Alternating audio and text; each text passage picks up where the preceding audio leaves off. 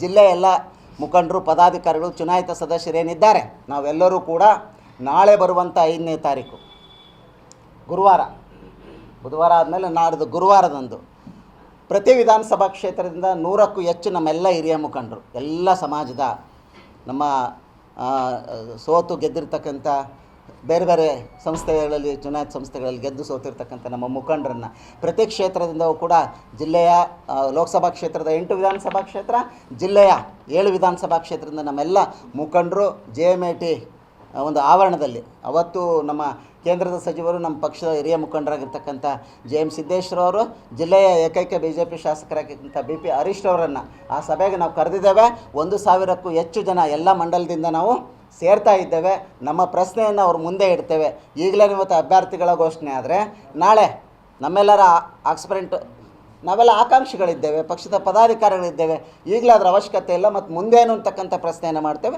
ಅವರು ಕೂಡ ನಮಗೆ ಸಹಕರಿಸ್ತೇ ಹೋದರೆ ಈ ವಿಷಯವನ್ನು ರಾಜ್ಯ ನಾಯಕರಿಗೆ, ರಾಷ್ಟ್ರ ಮಟ್ಟದ ನಾಯಕರಿಗೆ, ನಮ್ಮೆಲ್ಲರ ತಂಡ ಏನು ಭಾರತೀಯ ಜನತಾ ಪಾರ್ಟಿಯನ್ನು ಉಳಿಸಬೇಕು ಅಂತಕ್ಕಂಥ ತಂಡ ಏನಿದೆ, ಈ ತಂಡ ಯಾಕೆ ಕೆಲಸವನ್ನು ಮಾಡ್ತಾಯಿದೆ ಅಂತ 2 ಮಾತಿನಲ್ಲಿ ಹೇಳ್ತೇನೆ.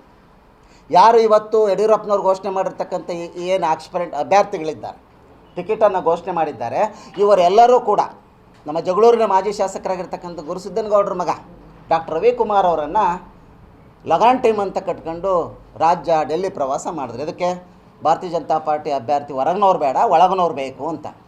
ಇವರೇ ಎಲ್ಲರೂ ಸೇರಿ ಏನು ಮಾಡಿದ್ರು, ಕಾಂಗ್ರೆಸ್ ಗೆಲ್ಲಬೇಕು ಅನ್ನೋ ಕಾರಣಕ್ಕೆ ಅಭ್ಯರ್ಥಿ ಘೋಷಣೆ ಆದ ಮರುದಿವಸವೇ ರವಿಕುಮಾರ್ ಅವ್ರನ್ನ ಎಲ್ಲಿ ಕಳಿಸಿದ್ರು, BJP ಅವರ ತಂದೆಗೆ ರಾಜಕೀಯವಾಗಿ ಆಶ್ರಯ ಕೊಟ್ಟಿರ್ತಕ್ಕಂಥ ಪಕ್ಷ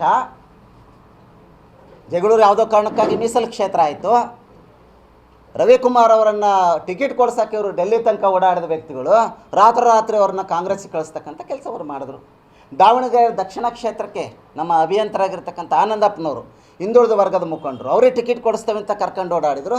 ಚುನಾವಣೆ ಘೋಷಣೆ ಆಗೋದಕ್ಕಿಂತ ಮುಂಚೆನೇ ಅವರು ಕೂಡ ಕಾಂಗ್ರೆಸ್ಸಿಗೆ ಹೋದರು. ಇವರೆಲ್ಲರೂ ಕೂಡ ನಾನು ಹೇಳಿದೆ ಅಂದರೆ ಶಾಮನೂರವರು ಕೃಪಾಪೋಷಿತ ಮಿತ್ರ ನಾಟಕ ಮಂಡಳಿಯ ಕಾಯಂ ಸದಸ್ಯರು. ಇವ್ರನ್ನ ಇಟ್ಕೊಂಡ್ರೆ ಇಲ್ಲಿ BJP ಉದ್ಧಾರ ಆಗಲ್ಲ. ಅಂಥವರ ಹೆಸರನ್ನು ಘೋಷಣೆ ಮಾಡೋದ್ರ ಜೊತೆಗೆ ನಿಜವಾದ ಕಾರ್ಯಕರ್ತನಿಗೆ, ಭಾರತೀಯ ಜನತಾ ಪಾರ್ಟಿಯ ನಿಷ್ಠಾವಂತ ಕಾರ್ಯಕರ್ತನ ಮನಸ್ಸಿಗೆ ಅತ್ಯಂತ ನೋವು ತಂದೈತೆ. ಈ ಕೆಲಸವನ್ನು ಮಾಡಬಾರ್ದು. ನಾವು 5ನೇ ತಾರೀಕು ಸಿದ್ದೇಶ್ ಅವರನ್ನು, ಹರೀಶ್ ಅವರನ್ನು, ಏನು ನಮ್ಮ ನಿತ್ತು ಪರಾಜಿತ ಆಗಿರ್ತಕ್ಕಂಥ ಅಭ್ಯರ್ಥಿಗಳನ್ನು, ಮಾಜಿ ದೂಢಾಧ್ಯಕ್ಷಗಳು, ನಮ್ಮೆಲ್ಲ ಮುಖಂಡರು ಯಾರಿದ್ದಾರೋ ಅವರೆಲ್ಲರನ್ನೂ ಕೂಡ ಸೇರಿಸಿ ನಾವೆಲ್ಲರೂ ಕೂಡ ಕೇಳೋರಿದ್ದೇವೆ. ಇದು ಅವರು ಸರಿಯಾಗಲಿಲ್ಲ ಅಂತೇಳಿದರೆ ರಾಜ್ಯ ಮತ್ತು ರಾಷ್ಟ್ರ ಮಟ್ಟಕ್ಕೆ ಈ ವಿಷಯವನ್ನು ಒಯ್ತೇವೆ.